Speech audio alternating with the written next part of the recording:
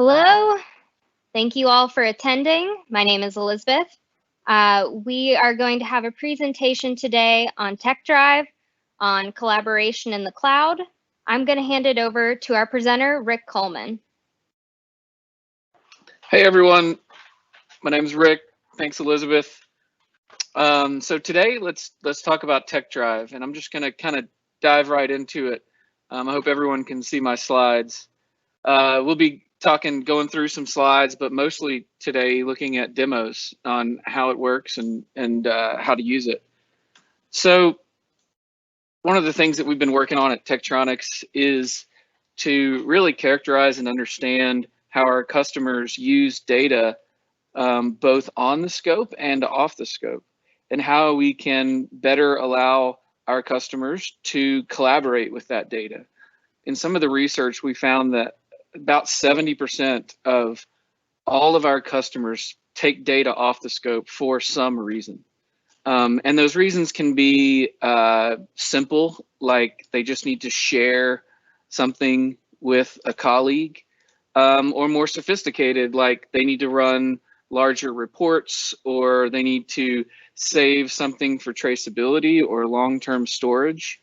And all of these different use cases, there are lots of different ways that people do this. And that's what we really wanted to understand is what are all the ways that folks are taking data off the scope, and how can we make that better? Some of the things that we found while we were working on this was that although we put very sophisticated interfaces on the back of scopes like Ethernet that allows for full automation and data collection, and we put other things like USB that has full access to the data set so that you can hook up a computer to a scope and transfer data.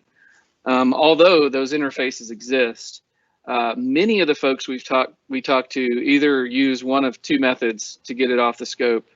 Number one, they use a USB stick, plug it into the front, download and save the data onto the USB stick, and then pull the USB stick out and take and do what they want with the data. However, we also saw a very big trend as we talked with customers about this, in that people often simply just pull out a smartphone, take a picture of the front of the scope, and send that in an email. And you can imagine, as the builders of scopes here at Tektronix, that was a little troubling to see this thing that was happening where a customer needed to share some data, but turned to something that was maybe a little bit less sophisticated in terms of the data resolution and how it works and the ability to use that data in other ways.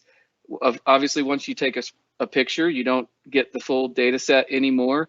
And then simply putting it on your phone and literally taking a picture of the scope, it's a little bit underpowered in terms of the ability to use that data. However, as we thought through that, it's actually a really clever thing for someone to do that's using a scope.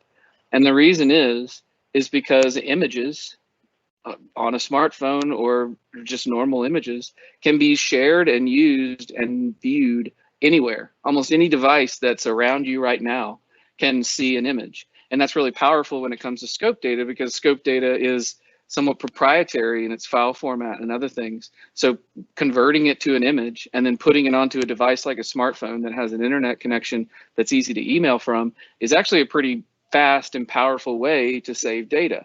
So what we wanted to do is build some systems and think about that use case such that it's just as easy to share the full glory of scope data as it was when you pull out your phone and take a picture. So that was part of the genesis of TekDrive, and more broadly, a platform we're calling TekCloud. But also what we're going to talk about is just the beginning of where we're going. So I didn't want to sort of be negative about taking pictures, because it's kind of cool to think about the history of how you got data off the scope in terms of pictures. This was actually the state of the art of getting data off the scope. And in fact, Tektronix made Polaroid style cameras that were meant to mount in front of the scope and take pictures. Of course, 1967, we've come a long way. from a technology standpoint. Another graphic that I love to show is the other side of things in terms of the internet. This is the map of the internet in 1984. These are all the nodes, and as you can see, it is primarily educational institutions.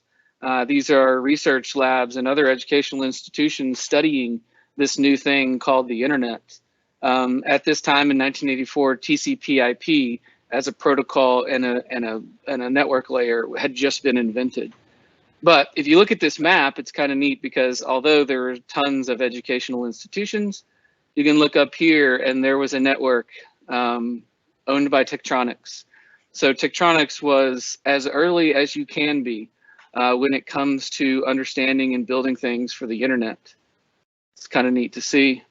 So if you combine those understanding of the internet with how we build scopes, that's how we got to TekDrive. And what we wanted to do with TekDrive is take all the benefits of the cloud and the benefits of the things that you enjoy in your consumer life, like being able to easily share photos or contacts, have full backup of all those things such that they don't live on your phone or your laptop. They live somewhere that's high uptime and always available. So we wanted to have those type of concepts and bring that into our engineering lives. And so TekCloud at its lowest level is a cloud file system, but it's going places and getting bigger over time because it's also continuously delivered and improved. But as a file system, it's something that you can save and recall directly on a scope. We'll look at that today. You can save and recall directly inside of TekScope, which is the offline version of the scope interface that allows you to open scope files and do analysis. You can actually look at and manage all of your data directly in a browser on any device, including phone. And then finally, all of this together gives you a very slick way to share with your team, across your team, and even with partners that are external. So there's really a clear sharing message within all of this. So TekDrive bulleted out looks like this, and we'll dive into each of these. But what I really want to dive into is beginning to just check it out. So getting out of the presentation now, we're going to cruise around in TekDrive for a little while. Here's my TekDrive. So notice I'm in a browser. I'm also actually on a Mac, and you probably know that not a lot of test and measurement software is supported on a Mac, but because this is browser-based and a SaaS solution, the browser is the browser. So I'm inside a very highly supported thing across all different devices. Here's all my files in TekDrive. There's a notion of files and folders. You might expect this in something like Google Drive or Dropbox. But if you think of that analogy as this might be Dropbox for test and measurement, what we really want is a file system that is very capable, but really the for test and measurement part is the place where we're trying to differentiate this tool. And really the file system is just meant to glue together all the possible pieces where data would need to flow to and from. So as we build this foundation file system service, it's also going to spread out and become an integration with scopes and software and other things. And it sort of becomes the pipeline. But as we look at this as a pipeline, we have some simple interfaces in terms of folders and files. You can put things inside of folders like you'd expect. I can right click and say share. We have very granular sharing. So I'm now sharing this folder called TekDrive demo. I can simply add someone to the sharing. When I do this and say add, that email will get a notification that says, Rick has shared a piece of data with you. Go check it out.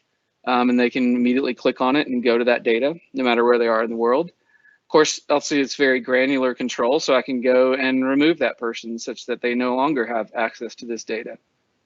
You can do that on a file level and a folder level. So all the things that you'd expect for a basic file system are here. And by the way, here's where stuff that's shared with me is. But like I said, the for test and measurement part is the real important part. So next, I'm going to go over to a scope. Now, I am e-scoped here into an MSO 5 series. So this is a scope that is sitting on my desk, but as many of you likely know, you can use the browser to have sort of a remote session with the scope. So this is not TekDrive. This is an existing feature called eScope that's been on the scopes for a long time. That's what I'm going to be using to just show this in this video. So here's some live data going into this scope, and we've got a few analog waveforms and an I2C bus going along here at the bottom. So just kind of a typical setup of some measurements, some waveforms, and just an example. So I'm going to go ahead and stop it so it's not jumping around. And I want to show you, so here's TekDrive, here's my instance of TekDrive and all my files. And the idea is that I want to mount this file system directly on a scope. So I want to show you that process because it's pretty neat. So if you go to File, File Utilities, this is where you sort of manage your drives, and you see that the scope has a C drive. So this is the hard drive that is native to the scope. If you were to have a USB stick plugged in, you'd see the drive here so that you can save and recall from a USB stick. Now, the idea is let's try to build this cloud-based drive on the scope in the same way that we would expect a C drive or a USB drive.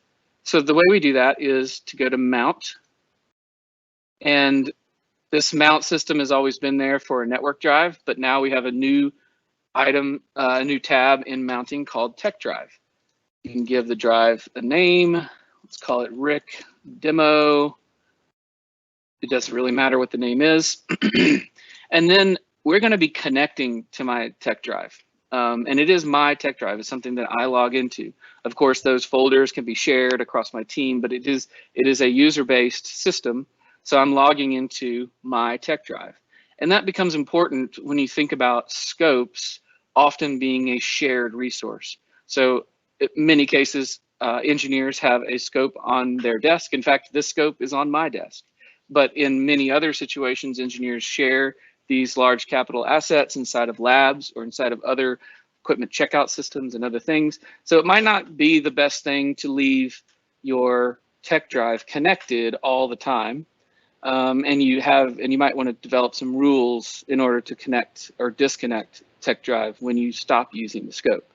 So we allow you to actually build that rule set as you're mounting the drive. So that's what this area is for. Auto disconnection is the task here, and you can tell it, do I want to auto disconnect on a power cycle, which means that you can be confident that the next time it's powered on, if you power it off, whoever is using it will not have access to your TekDrive. You can choose never. This is a persistent connection with your TekDrive until you manually stop it, or you can customize the time. So this will create a token in the background that has an expiration of the time that you give it. So if you're going to use it for the day and turn it in at the end, maybe just set it to 8 hours, and then you're confident that even if you forget to unmount your drive, when you turn it back into the equipment area, it will no longer have access to your TekDrive.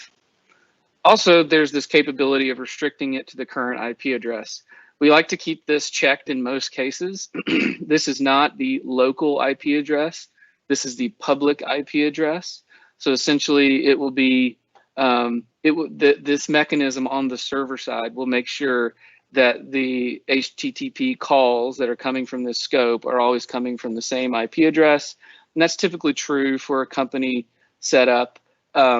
Internally, we probably know that the IP address of the scope can change, but internal IP address is not the one that we use, like I said. So this scope on my desk, the internal LAN is 192.168.86.44.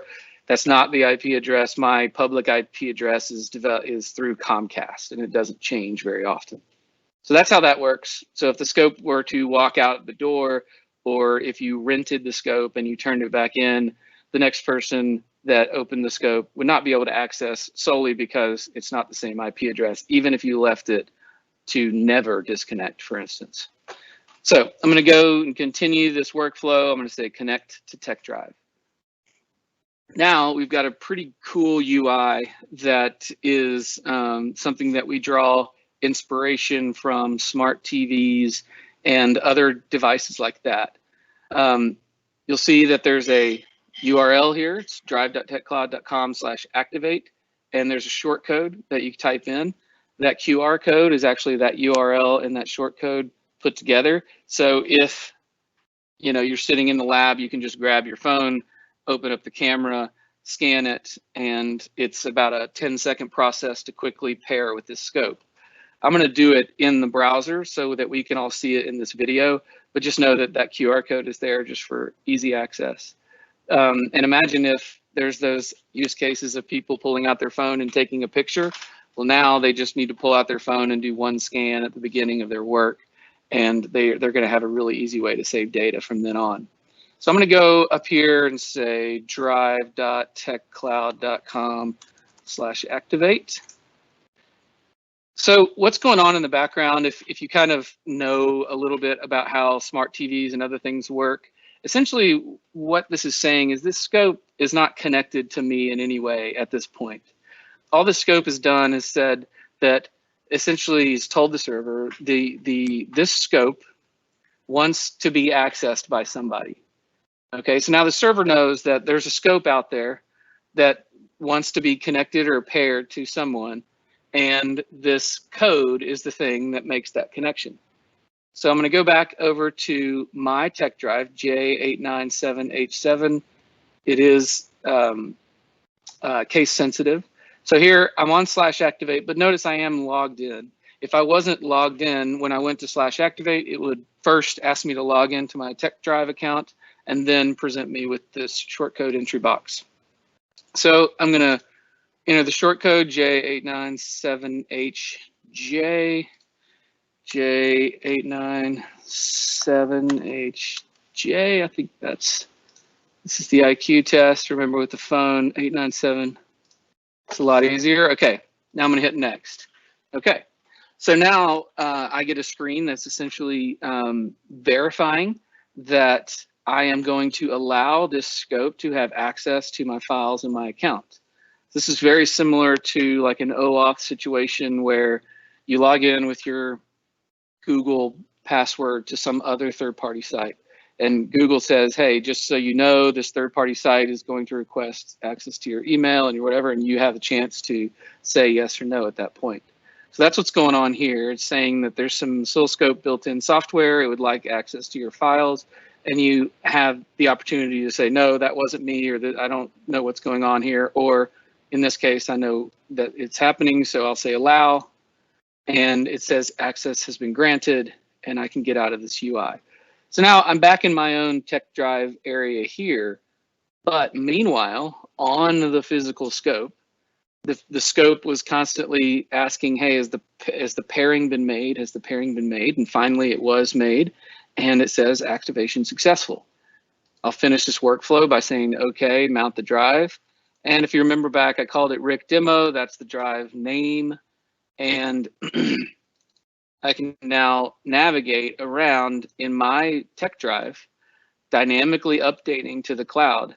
If you notice, like baseline noise, digital data, digital measurements, these are the same folders that are here.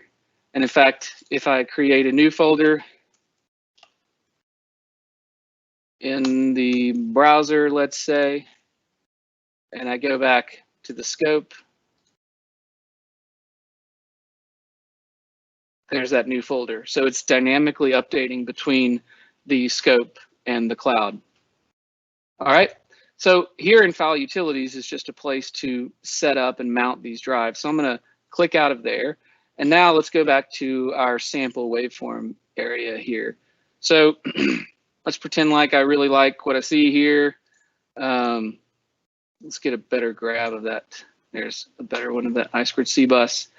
Looks good to me. I'm gonna go down to File, Save As, and then we have lots of different types of files that you can save from scope data. But perhaps the most powerful that's supported on many of the scope platforms is called a session. This is a .tss extension, And inside a session is all the waveform data, as well as all the setup data that it takes to build this entire UI that you see. So what's nice about that is that if you brought a session back to this scope, you could set it up exactly like you see, even with all the configurations and the settings that I've set on the channels and the trigger settings, et cetera, et cetera. So I'm going to save this. I'm going to go browse, pick Rick demo drive, and just save it in the open folder, my files. Say OK. Demo scope, whatever. Didn't say save. So what's happening is it's taking all this stuff and wrapping it in the session file, and then automatically uploading it to the proper folder in my TekDrive. And all that happens in the same manner that you would expect a file to be saved on the C drive or a USB stick. But I hope you're understanding by now that when I save it to my TekDrive, although it's exactly the same as saving it other ways, I'm actually saving it in a place in which now it's highly shareable, accessible. I can collaborate with this file. I can move it around and generally just do a lot more with it than I could if it was now sitting on a USB stick and my next job was to plug it into a laptop and maybe email it or whatever. Now, all that stuff is not needed anymore. So in fact, if I had put it in this TekDrive demo folder, which I could have on the scope, or I'm just dragging it and putting it in there, then it would automatically be shared with all those folks that are on this TekDrive demo folder. So imagine having a process in which you create a single folder or a single tree of folders that represents your project and let multiple people join this folder from a sharing standpoint. And now from many different locations on many different scopes, users can be saving data into a single folder. And then just by the act of saving that data, it's already shared with all the people that you defined access to that folder. So in the end, this is actually easier than taking a picture and sending it. And it's more powerful as well because it's not just a picture of the front of the scope that's limited by the pixels that you take it with. It is really the true data. And when you use a TSS file, it's not only the data, but the entire setup of the scope. So here's that one that we saved here. And by putting it in this folder, I'm sharing it. But that's not as far as it goes.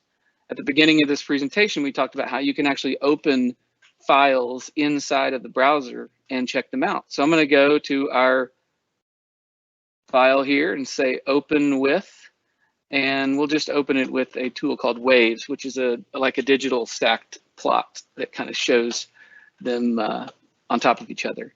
So we're loading up the data. This is a completely browser-based visualization. There's no extra software needed, no plugins. I did not have to download anything. This is simply just open the file directly out of TekDrive and take a look. So I'm going to go in here. This is kind of a UI that I can mess with. So I'm going to delete off these unused lines, and I'm going to select all and zoom in a little bit. I'm going to grab and zoom to this little section. Oh, no, that's not right. I'll zoom over here to this section and get really close or get really far away. I hope what you're seeing is that this is a very, very responsive plot. It's really fast for the browser. And I'm just going to zoom in there. And what I want to show you is that I'm going to go to number of data points. There's 3.75 million data points in this plot. And you're seeing it in its full glory. There's not really any decimation going on here. So if you want to zoom in to really close, or you want to zoom out to the entire data set, with 3.75 million points, we're handling all of that inside the browser. So these visualizations are really tailored for large data files, and we're building even more technology to support even larger ones. So I'm going to zoom in and just do some quick analysis. Let's say that I want to see the frequency of this square wave here. I'll just pop down a cursor and another cursor, and I'll just do this measurement. Let's see here, this rising edge to this rising edge is about 10 microseconds. That's 100 kilohertz wave. Cool. There's some other things that we can do here. This here is an expression engine. It's a lot like an Excel expression or formula. So I'm going to go over and run this one. So this is saying do the smooth function on channel 1 at a 0.9 ratio, which is a lot of smoothing. Say OK. And now I've added a whole new waveform based on math. I could have added the 3 waveforms together or lots of other math functions, but let's just look at these 2. And there's a more noisy one and a more smoothed one. So in here, you can start to begin to build some analysis. And again, this is all inside of the TekCloud TekDrive system. We've not had to download or use any extra software.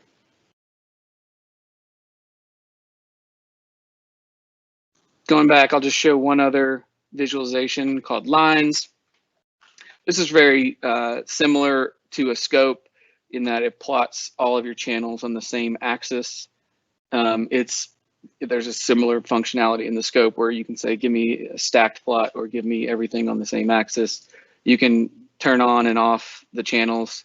And one thing that's nice about this is it's got full box zoom, so you can look at, for instance, that area very closely if you'd like. There's cursors. Also, there's the same expression engine here. So there's lots of capability that's built into this visualization tool just to do some simple analysis. Now, of course, this analysis tool at this time does not have the full capability of the analysis and measurements that a scope can do. And in that case, no big deal. You would just download this file.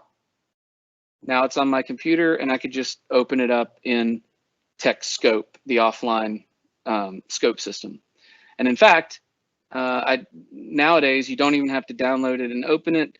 The TekScope software actually has a native integration of TekDrive. So you could just go into TekScope and pull down your TekDrive and just say, open this, and it would be automatically ready to go. One other thing I want to show before we leave the scope and talk a little bit more high level is there's some really cool capability that you can couple with TekDrive and some of the native scope capability. So for instance, what I'm going to do is go set up a smarter trigger here. So instead of just edge triggering on channel 2, I'm going to do some bus triggering. And I've already kind of set it up. So this I2C bus every once in a while has an address of 50 and a data hex byte of 12 come through. So I'm going to trigger on that. So let's see if that works. All right, so cool. So now I'm triggering on this I2C bus on 5012. Next, I'm going to go back to the trigger menu and use something called act on trigger. So with this mode and hold off, you can go study about this, but essentially it will take an acquisition based on this trigger that I've set up, which is a bus trigger. And then every time it hits that trigger, you can do something. And the do something scenario is you can do all of these things and set up the system to automatically do these things every time you hit a trigger. So what I've got set up is give me a screen capture and a waveform 5 times for the next 5 iterations of when you find this trigger. So I'm going to stop it, go back to the trigger here, say act on trigger, and I'm going to turn it on. And I'm going to go into the save configuration. Instead of saving these files to the C drive, I'm going to pick the open my files and just save it into my root directory, say OK. So now I've essentially set up some automation in which the scope is hunting for this specific address. Maybe it's an error. Maybe you're triggering on a runt signal or some overshoot. And then you want to automatically save that to somewhere that's accessible every time the scope finds that problem or that circumstance. That's what's going on here. So it's just an address bus trigger, but it could be any type of trigger. I'm going to turn back on the system. It's going to take 5 and then quit because I set the maximum to 5. And then go back to TekDrive here. And looky there. So I've got 5 PNGs and 5 waveforms that represent those um, analysis, and that's all automatic. So if something's much more rare, maybe you could leave something on overnight. And I've run into a number of customers that do similar things. And so imagine if it's running overnight, you can actually check the status of your experiment in the morning while you're just using your phone. You open up TekDrive and see, oh yeah, I've got 5 from last night. So it's pretty cool applications for doing some simple automation on the scope and coupling that with TekDrive. All right, let's go back and talk a little bit more.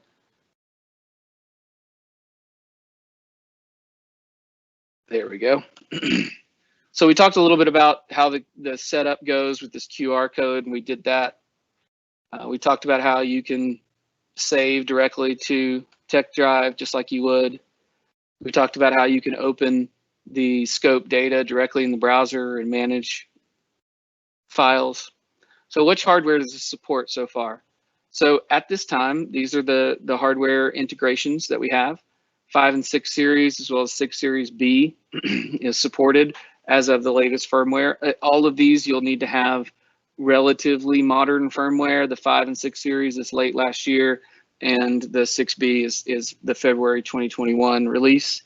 The 4 series scopes are uptaking this functionality soon, and of course we're focusing on where the next what we should do next in terms of the 1, 2, 3 series scopes or the performance scopes or other instrumentation even. Also, we have software integration. So the TekScope PC analysis system, the off-scope PC analysis, you can also just go right to the file menu and open your files from TekDrive directly inside that tool. And that is already integrated into the latest release of that software. So as more and more instrumentation is supported, you can imagine that you're not only sharing data across people and across yourself on different devices, but also across different instrumentation and software. So I hope this is pretty clear at this time, but let's go through kind of like what would be an example real world use case in which user 1, 2, and 3 all share a project folder. And let's say user 1, 2, and 3 are in different parts of the world, San Jose, Germany, and India. So let's say, for instance, that user 1 finds something that's interesting that they want to share with the group, and they just find it on their scope. They say save to the common folder in their TekDrive. Well, that's great, because seconds later, the user number 2 in Germany can see that a new file was added to their file system, can open that directly in a browser. And I say on a MacBook just because it shows that it's supported anywhere. And perhaps this person says that, yeah, I see what the user in San Jose was talking about. And user number 3, meanwhile, opens it in a deep way directly in TekScope and sees the same exact screen that user 1 saw just seconds ago. The reality here is that when the moment that user 1 saves the TSS file, anytime after that, seconds after that, user 3 can be looking at the same exact data in the same exact way, on the same exact UI, with all of the measurements populated and everything. No USB stick, no email, no screenshots, no pulling out your phone and taking a picture and then emailing it.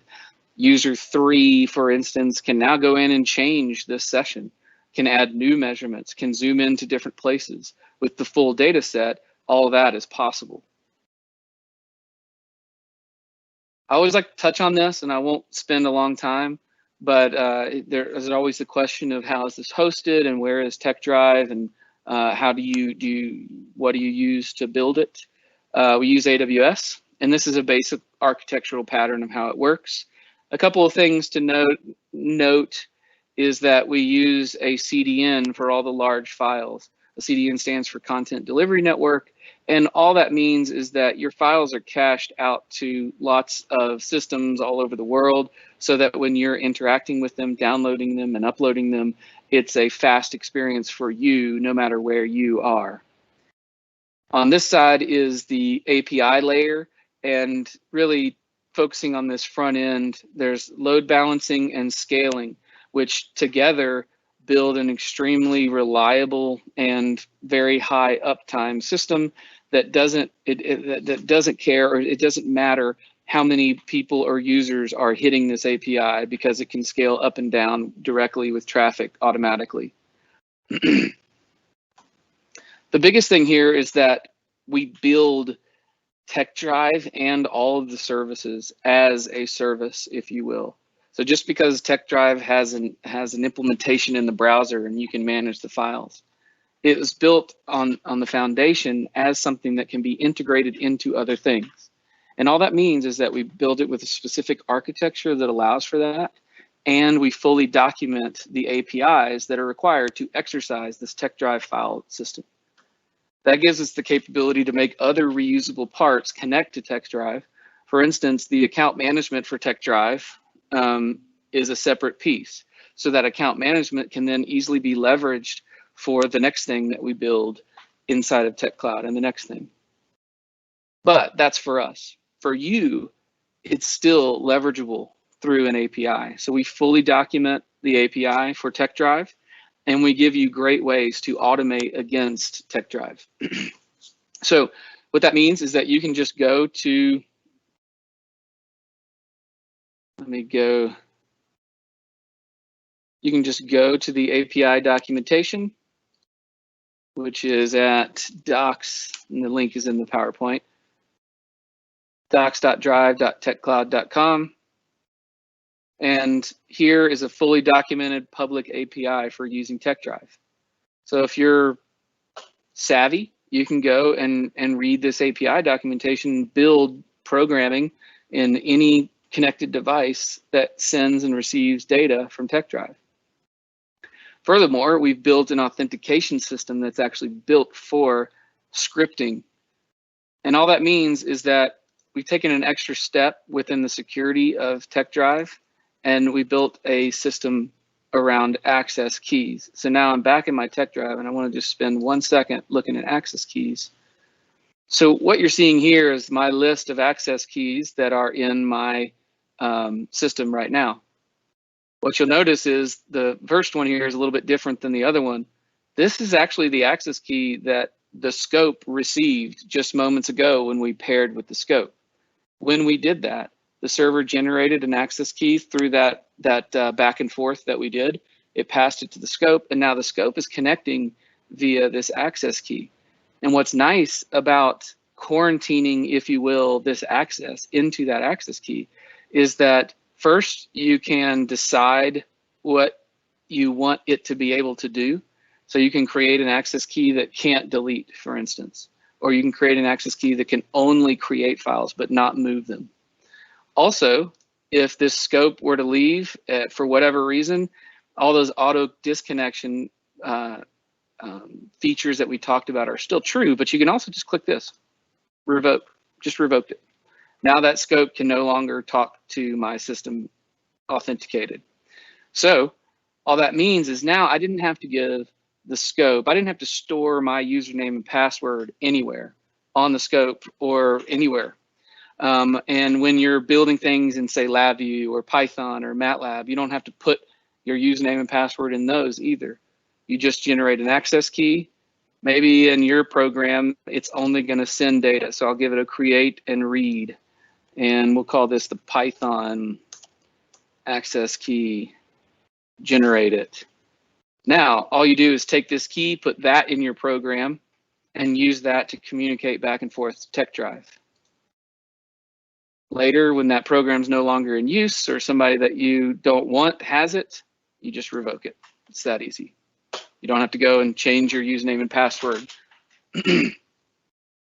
All right, let's go back to our PowerPoint. So at the lowest level, we've built this as a building block, and we built this API directly into it. We've also built higher level abstractions on top of that as example code and SDKs. So what you get with TekDrive is a whole GitHub repository that contains Python code and examples. In fact, the Python code is highly simplified. There's a whole SDK that you install in your Python environment. And this line of code here is actually a real line of code. This file, just call TekDrive.file.create and give it a path. And just that one line of code took a file from the computer and put it into the TekDrive system, your TekDrive system. So we've really abstracted that into Python. We also provide some, LabVIEW VIs that follow the pattern of open, read, write, close. If you're familiar with LabVIEW, you can do it that way. We've also provided a MATLAB example code that uses what's called web read and web write, which is kind of a tongue twister, to do the HTTP request and response in MATLAB. So between all of these example code and the API itself, you can totally build an automation for your test bed or your validation setup against TekDrive. And this is just a picture of maybe like a stand-in for a test system. And instead of using, just as an example, instead of using a test data repo, some database, use TekDrive. And just by doing that, just by replacing the read-write capability to a local database with TekDrive, you've now opened that data up to being able to be shared, being able to be accessed on any device, anywhere, securely, being able to provide access to other automations or other test systems or geographically disparate locations. Also, by putting it there, you're future-proofing your data, because we're not stopping with just file sharing. TekDrive will be a foundational element such that data in TekDrive can be exposed to the new analysis and other things that we build with integrations. These are just a couple of actual examples of using the API. I won't go too deeply into it, but the integration into the scope itself is perhaps the best example of an integration with the API. I'll tell you that a different team inside of Tektronix works on the software that runs inside the scope than my team does that works software inside the cloud. My team delivered that team an API, the same API that's publicly available to you, and that's it really, and some support. But the team that builds software for the scopes was able to use that API and build this integration completely from code and API resources that were publicly available. There's no sort of things that are proprietary about that scope integration. In fact, if you build applications, instrumentation, software, even things that you build as a product and into the test and measurement community, you can put TekDrive into your systems in the same way. From an automation standpoint, so that's like putting it inside of a product. From an automation standpoint, you can do really clever things like this example where 5 disparate labs all save their files into a common folder, which we've talked a lot about. But then a Python program from some other computer, it could be anywhere as long as it has access to that folder as well, comes and grabs all of these files from all of these different locations, does some analysis, builds a CSV out of that analysis, and puts that CSV back into the folder. You've now because you saved it to TekDrive in this case, you've exposed it to some automation in Python, so that this particular application was something that was highly manual, could then, because it was in TekDrive and easily accessible, automatable, and it saved time and money because of that. All right, so I'll end up here, and then we'll have some time for questions. Here's how the pricing for TekDrive works. It's a tiered system that starts. It's a per year or a per month basis. You can actually pay with a credit card with auto renewal if that's something you prefer. Directly on techcloud.com, you can do that, or you can go through the standard Tektronix quote process and do it that way. The tiers are as follows. I kind of want to go across from left to right, but skip the middle one. So let's start with individual. The individual tier has 200 gigabytes of storage, and the characteristic here is that you cannot share with an individual. So this is meant to be for that solo engineer or that one person within a company that is really using TekDrive just to create a system that exists on all of his or her devices. so that he's sharing with essentially himself or herself. When you're wanting to share and work on a team, which most of our customer set is, you get either the business or enterprise tier. And all that means is that you have full capability of sharing, and there's different sizes of storage, and there's different numbers of access keys that you can have. But when you buy one of those tiers, you can have as many contributors as you want. So essentially a contributor, you sign up as a contributor. That's a free tier. You don't have any storage, but you can use the storage of someone who shares a folder with you. So for instance, if one person has the business account and they share it with someone who has a free account of a contributor, and they just share one of those folders with that person, now that person, even with a free account, can contribute to that folder, add files, subtract files, even manage the sharing within that folder that is ultimately owned by a business or an enterprise. So it can be a little bit confusing, but the bottom line is that when you're working on a team, you use business or enterprise, and you can have unlimited number of contributors be a part of your folders and files. All right, that's the end. Here's a few helpful links. There's a nice software page around TekDrive that has some great videos. If you want to log in and get a free trial of TekDrive, there is drive.tekcloud.com is the starting point for that, and you can sign up for a free trial and test it out for yourself. It's a 14-day free trial that is totally available. There's no disabling of features or anything like that. All right. Do we have any questions? Rick, I will read you the questions that have been put into the Q&A spot. Great, thank you. So the first one, what happens when you go over the storage limit? Oh, that's a good question. So how we handle this is it's very lenient, first of all. There's no notion of right when you hit your exact number of bits, no more information is allowed in. That is not the case. In fact, what we do is we have a over limit sort of warning. So if you save too much to your TekDrive, it'll start warning you and saying, you can't, you're 10% over, you're 20% over, you should go and manage your files so that you get that back down below, or you can upgrade your tier at that time and increase your limit. But for example, if you have an automation or some system that's going or some team that's working, you're not going to be stopped in the middle by just accidentally going over the limit. So that's the biggest thing. And it'll warn you for a long time before it ever denies access. Perfect. And then the next question we have is, can you have two TekDrives on a scope at the same time? Yes, you can.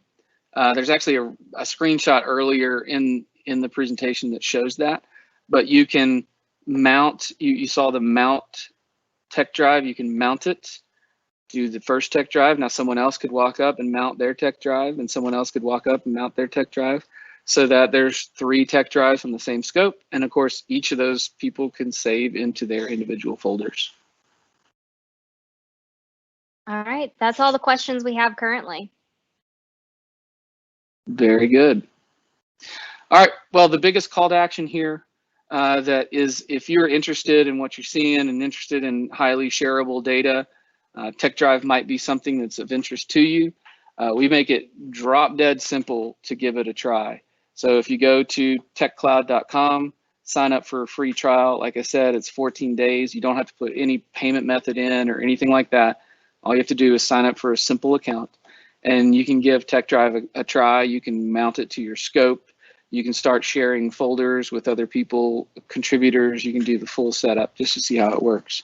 I think you'll find that being able to share data is in and of itself really powerful, but I would encourage you to start down this path, because this is something that Tektronix is going to continue to invest in, and there's going to be a lot more capability that comes out in this platform, such that as you use TekDrive, your data is going to become more valuable just because new capability will be added to that data over time.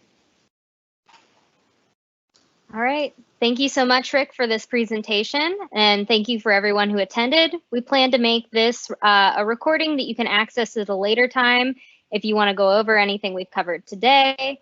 Also, please feel free to reach out to any of us if you have any questions on this presentation. We'd be happy to answer those questions for you. All right. Thank you, everyone. Have a great day. Thanks all. Bye.